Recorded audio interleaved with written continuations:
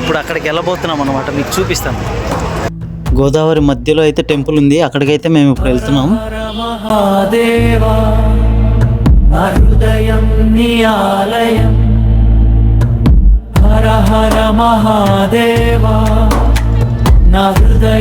Hello guys, ఈరోజు అయితే మేము పట్టిసీమ ఉత్సవాలకు వెళ్తున్నాం అనమాట. ఇప్పటి వరకు వీడియోలు చూశాను చాలా వరకు యూట్యూబ్లో, అన్నీ పగటిపూట మాత్రమే చూపించారు.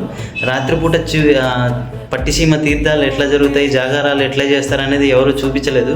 ఈ 2026లో అయితే నేను వెళ్తున్నాను. అక్కడికి విశేషాలు ఏంటంటే, మనం గోదావరి మధ్యలో మనకు వీరభద్ర స్వామి టెంపుల్ ఉంటుందంట. సో మనం వీరభద్ర స్వామి టెంపుల్ దగ్గరికి నార్మల్ డేస్లో అయితే బోట్ మీద వెళ్ళొచ్చు. అండ్ ఈ మహాశివరాత్రికి అయితే బ్రిడ్జ్ అది కన్స్ట్రక్ట్ చేస్తారంట పట్టిసీమ నుంచి గోదావరి మధ్యలో ఉన్న వీరభద్ర స్వామి టెంపుల్ వరకు. అలాగే ఆ బ్రిడ్జ్ కూడా వెదురు బొంగులతో, తర్వాత గోనె సంచులతో ఇసుకేసి అది తయారు చేస్తారంట. మీకు చూపిస్తాను ఏ విధంగా ఉంటుందో. సో శివరాత్రి ఆఫ్టర్నూన్ అయితే మేము పుష్కర్ ఘాట్ దగ్గరికి వచ్చాం ఫ్రెండ్స్. సో ఈ రాత్రికి అయితే మేము పట్టిసీమ తీర్థానికి అయితే వెళ్తున్నాము. సాయంత్రం 5:30కి అయితే బయలుదేరేసాం ఫ్రెండ్స్. సో మేము రాజమండ్రి నుంచి స్టార్ట్ అవ్వగానే చాలా ప్రశాంతంగా అయితే జర్నీ స్టార్ట్ అయింది. కాకపోతే ఎప్పుడైతే మేము పట్టిసీమకి దగ్గరకు వచ్చామో ఇక్కడైతే ట్రాఫిక్ చాలా ఎక్కువ ఉంది, వెహికల్స్ కూడా ఎక్కువగా ఉన్నాయి.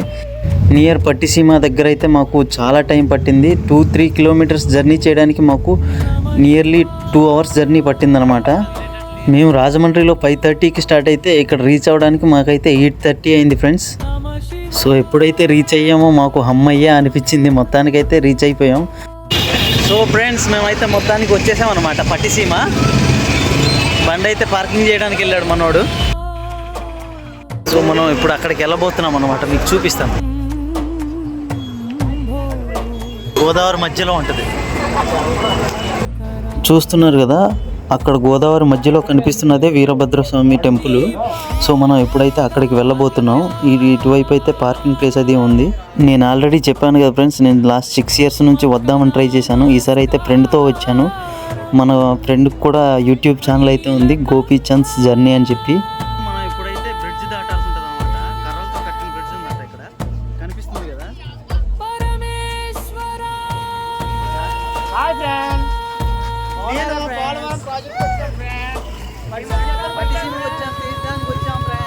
సో ఇప్పుడు మనం అక్కడికి వెళ్ళాలంటే మనం వెదురు బొంగుల ద్వారా కట్టిన బ్రిడ్జ్ అది ఉందంట. సో ఆ బ్రిడ్జ్ అది మనం దాటుకుంటూ వెళ్ళాలి. సో ఇసుక, తర్వాత గోనె సంచులు ఇవన్నీ వేసి దాంట్లో బ్రిడ్జ్లా తయారు చేశారని విన్నాను. సో అక్కడ నుంచి మనం నడుచుకుంటూ అవతలికి అయితే వెళ్ళాలి. మనం పాత పట్టిసీమ నుంచి దగ్గరికి పోలవరం దగ్గరకు వచ్చేసాం ఫ్రెండ్స్. చాలా దూరం ఉంది. ఇక్కడ నుంచి అయితే మళ్ళీ మనం బ్రిడ్జ్ మీద నడుచుకుంటూ లోపలికి అయితే వెళ్ళాల్సి ఉంటుంది. సో గైస్, మేమైతే కొత్త పట్టిసీమ నుంచి ఏకంగా పోలవరం నడుస్తున్నామేమో డౌట్ పడుతుంది మాకు. అలాగే వీరభద్ర స్వామి అవతారం వెనుక ఉన్న ప్రత్యేకత గురించి కూడా మీకు ఎక్స్ప్లెయిన్ చేస్తాను. మన వీడియోస్ని ఫస్ట్ టైం చూస్తున్నట్లయితే లైక్ చేయండి, షేర్ చేయండి, సబ్స్క్రైబ్ చేసుకోండి ఫ్రెండ్స్. నోటిఫికేషన్ కోసం బెల్ ఐకాన్ మీద కూడా ప్రెస్ చేయండి.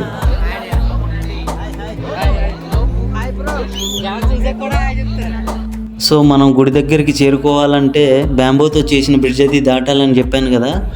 అయితే ఇక్కడ మాత్రం క్రౌడ్ చాలా ఎక్కువ మంది వచ్చారు. నెక్స్ట్ మహాశివరాత్రికి మాత్రం పిల్లలను వీలైనంత త్వరగా తీసుకురండి, లేదంటే ఆఫ్టర్నూన్ మాత్రమే తీసుకొచ్చేసేయండి. ఎందుకంటే ఇంత క్రౌడ్లో మనం పిల్లల్ని లోపలికి తీసుకెళ్ళడం చాలా ప్రమాదకరం. అనుభవంతో చెప్తున్నాను, కొద్దిగా గుర్తుపెట్టుకోండి.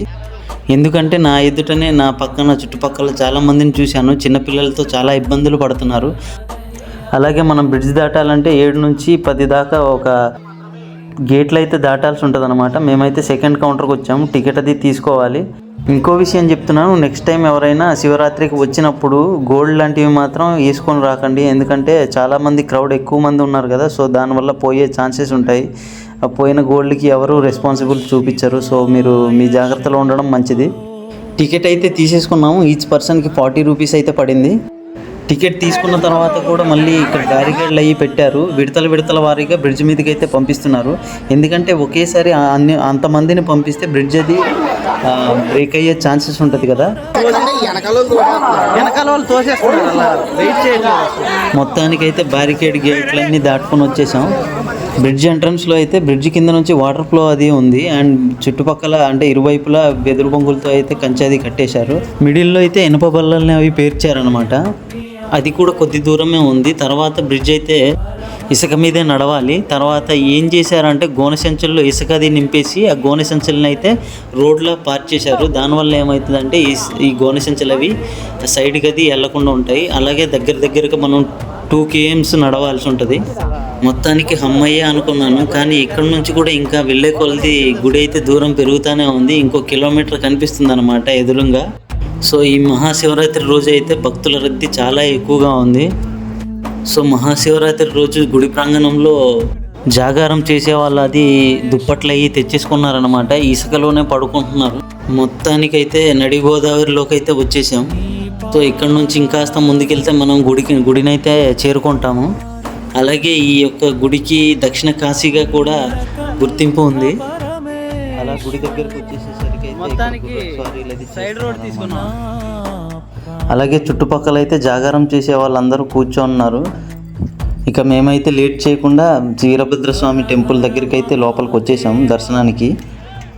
ఇక్కడైతే చాలామంది ఉన్నారు. సో మేమైతే ఫ్రీ దర్శనానికి లైన్లో నించో ఉన్నాము. అలాగే పక్కనే అయితే శివలింగం ఉంది. సో అందరూ దండం అది పెట్టుకుంటున్నారు. మేము కూడా దండం పెట్టుకొని ఇంకా ముందుకు సాగిపోయామన్నమాట. అలాగే గుడి ఎదురుగా అయితే మనకు గోవులశాల ఉంది. ఇక శివుడి నామస్మరణంతో అయితే ముందుకు సాగిపోయాము.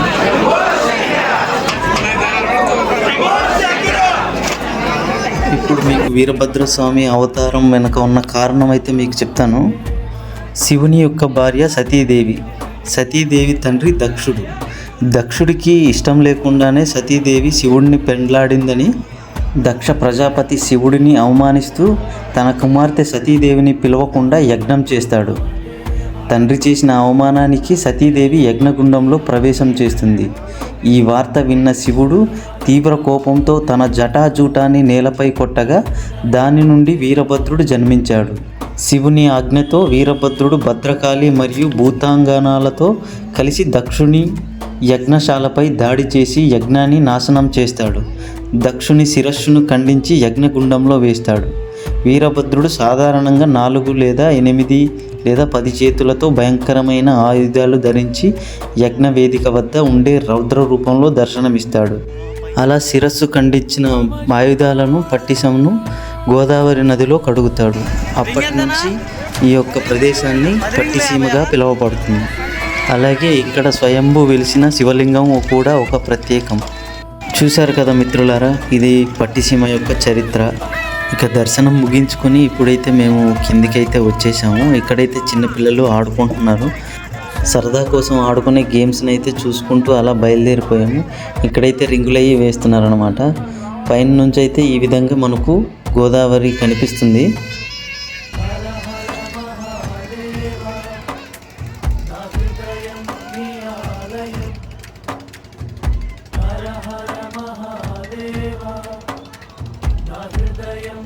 అంతా ముగించుకొని మేమైతే తిరుగు ప్రయాణం మొదలెట్టేశాము. సో మాకైతే బాగా దాహం వేస్తుందని చెరుకు రసం అది తీసుకున్నాము, నేను నా ఫ్రెండ్ గోపీచంద్. సో ఇది ఇవాల్టి వీడియో ఫ్రెండ్స్. నెక్స్ట్ ఆదివారం ఇంకో చోటికైతే వెళ్తున్నాను. అలాగే మన యూట్యూబ్ ఛానల్లో నెక్స్ట్ వీక్ అయితే మారేడుమిల్లి అది మేము విజిట్ చేశాము, ఆ వీడియో కూడా వస్తుంది.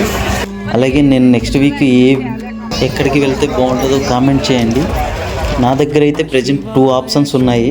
అది ఒకటి వచ్చేసి పాపికొండలు అండ్ రెండోది వచ్చేసి కాకినాడ మ్యాంగ్రోవ్ ఫారెస్ట్ అనమాట. ఈ రెండింటిలో ఏది విజిట్ చేస్తే బాగుంటుందో కామెంట్ సెక్షన్లో నాకైతే చెప్పండి.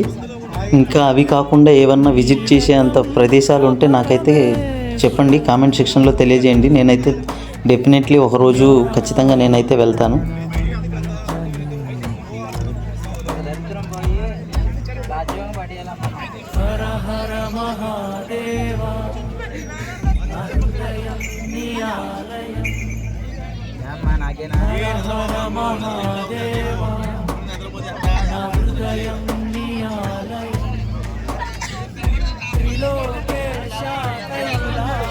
అలా ముందుకు వస్తే ఇక్కడైతే చిలక జోస్యం అది చెప్తున్నారు ఫ్రెండ్స్. సరే వేరే వాడి జాతకం గురించి మనకెందుకని చెప్పి మేమైతే ముందుకెళ్ళి సాగిపోయాము. ఇలా ముందుకు వస్తే ఇక్కడైతే బామ్మగారు పల్లీలు అమ్ముతున్నారు. పల్లీలు అయితే తీసుకొని మేము మళ్ళీ స్టార్ట్ అయిపోయాం, తిరుగు ప్రయాణం మొదలెట్టేసాం అనమాట. బందర్ మచిలీపట్నం.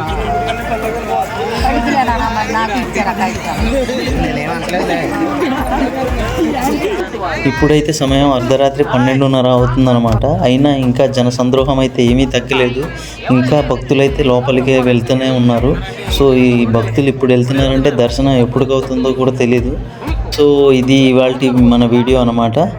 మన వీడియో నచ్చినట్లయితే లైక్ చేయండి, షేర్ చేయండి, సబ్స్క్రైబ్ చేసుకోండి ఫ్రెండ్స్ మర్చిపోకుండా. Thank you, bye bye. అలాగే నెక్స్ట్ వీడియో ఏం చేయాలో కామెంట్ చేయండి. Thank you, bye bye.